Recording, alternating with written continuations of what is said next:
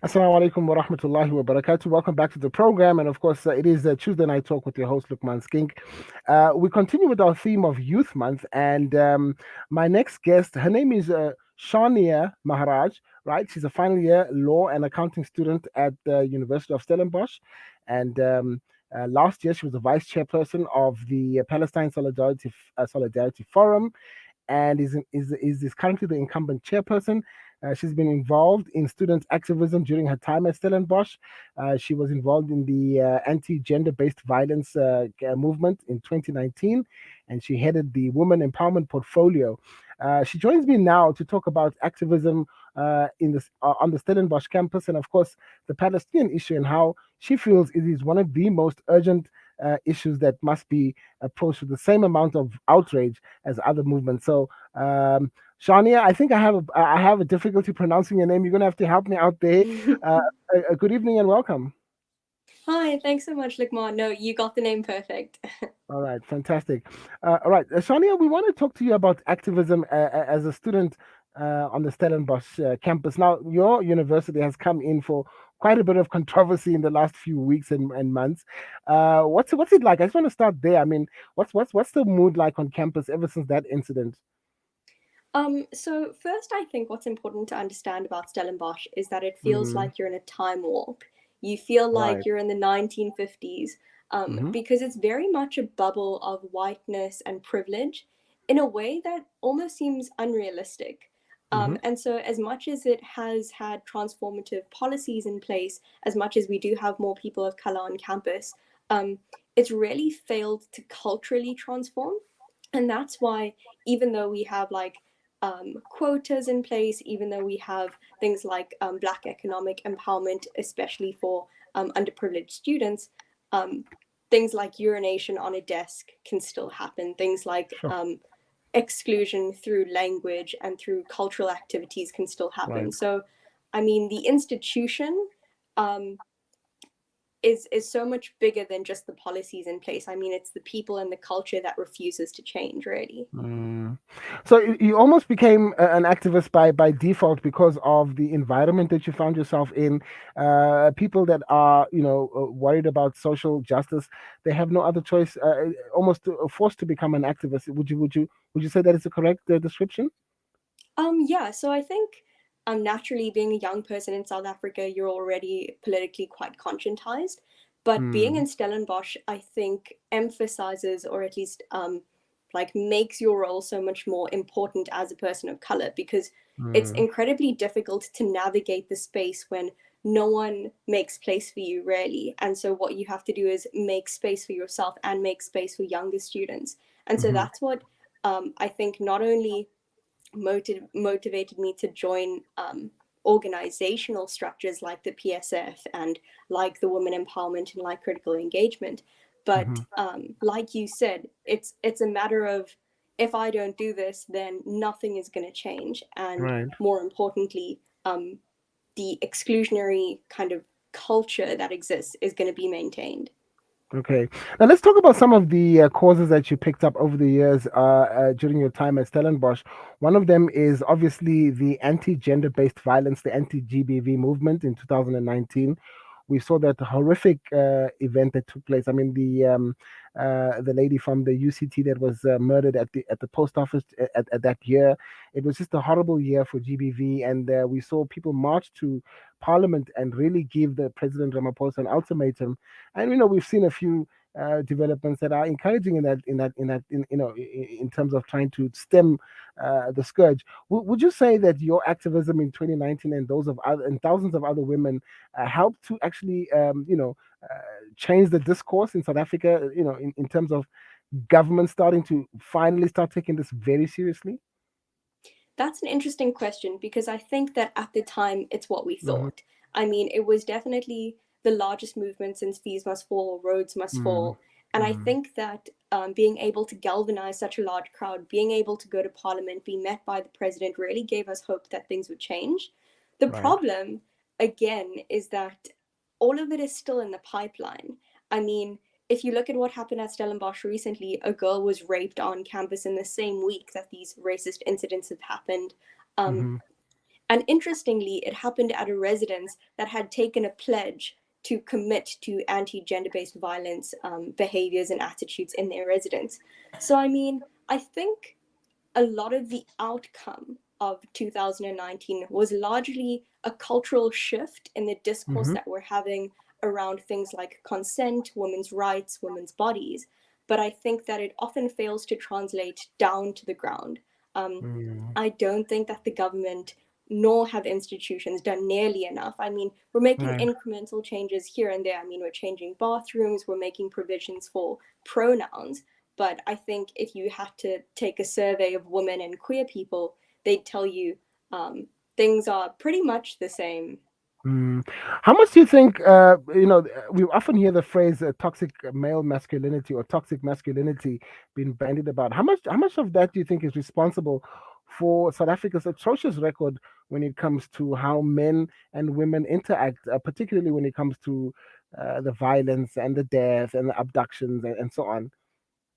That's interesting. So I think the reason that toxic masculinity is able to be maintained at this level is because men refuse to see themselves as part of the problem because they're so far removed from it. It's very, very similar to how white people will refuse to acknowledge things like colonialism or racism as a problem or something that affects them and something that they should work towards dismantling because it's so far removed from their daily lived reality.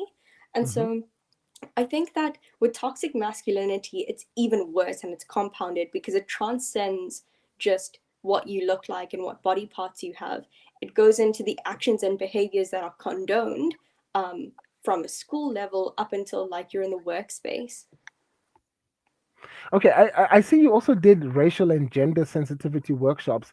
I'm really quite interested to find out how they were attended. First of all, do you know uh, was it well attended? First of all, and secondly, what was the content of those workshops in terms of what sort of knowledge you were imparting to people that participated?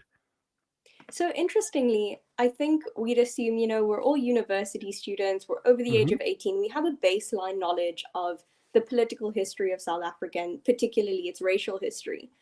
But coming into Stellenbosch, I became acutely aware of how removed white people are from the actual reality. So when I say that we started like from the baseline grade 3 stuff, like what happened in apartheid, that's literally where we started. People were still unfamiliar with terms like white privilege, like what why we're still having conversations about apartheid, what the impact of colonialism is on us now, how fee exclusions are directly linked to apartheid economic exclusion policies. Right, right. People really fail to see these links. And so the content of those sessions was really trying to get everyone to a baseline level that things are not okay. Apartheid didn't end, it was restructured around Mm. racial capitalism. And so even though politically we have rights, I think very few of those rights are able to be realized because of economic injustices that remain. Hmm. The discussion I was having just before you was with a young ANC Youth League member, and often the solution that we hear from our young, political activists, if you will, is one of almost a radical response to what they see as injustices. They demand for equality. They demand the land. They threaten to expropriate it without compensation, and it's almost a very very jarring response. Some would argue necessary, but what is your take on that type of activism, that type of military outlook when trying to confront the status quo? So, one of my favorite quotes is by Dr. Angela Davis, and she Hmm. says, being radical is simply grasping things at the root. And so, I think that's a really good way to understand how social injustices reproduce themselves. Because the reason that white people are still in power, the reason that Israel is still able to be an oppressor, is because it's underpinned by such a powerful system of capitalism. And so when we Mm. talk about achieving true equality, it can't just be interpersonal respect. It has to be things like access to resources. It has to be things like access to education, housing, employment. And all of these things are necessarily economic factors that have to be realized in order for us to to see true equality. And Right. so I don't think that these are like militant or radical responses at all. I think instead what we need to do is decolonize what our internalized beliefs are and say, well, is it unfair to ask for land that was originally yours and taken from you by settler colonialists? Um, Wow. yeah. That's actually the question. I'd like to turn our attention towards the Palestinian struggle and the role of Stellenbosch in sort of helping you to identify that struggle. You probably knew about it before you got to college or university, but do you think on the Stellenbosch campus there's enough awareness about the Palestinian struggle, and how do people on campus get to sort of organize themselves to articulate some of those, or at least the frustrations of the Palestinians on the ground in Palestine that are living under the Israeli occupation? So, what we tried to do at Stellenbosch is draw acute links between South African apartheid and Israel Palestine apartheid. We try not to use terms like this is a conflict because it's not. It's an asymmetrical war, it's Hmm, ethnic cleansing, it's incremental genocide. And hmm, so, what we're really trying to do on the Stellenbosch campus is increase awareness. What you'll find is that it's an incredibly Christian dominated campus. And so, with that, there's like a leniency or a sympathy towards Zionism. So people think that um, like the Jewish people have a rightful claim to Israel, and therefore the Palestinians should just leave anyway. Um, a lot of our events are often hijacked by the Zionist movement, so that's what we struggle with quite a lot.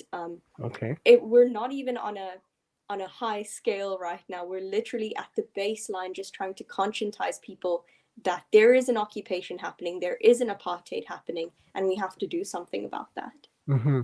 Now, often we when we see the Palestinian struggle, manifest itself on our screens, we see quite a lot of violence meted out to the Palestinians, and also obviously the Palestinians in resisting. They aren't just going to sit around. Some of them throw stones, and we've seen some of the rockets and so on. But in your opinion, why do you think it's important to dismantle systems of violence in fighting violent oppression?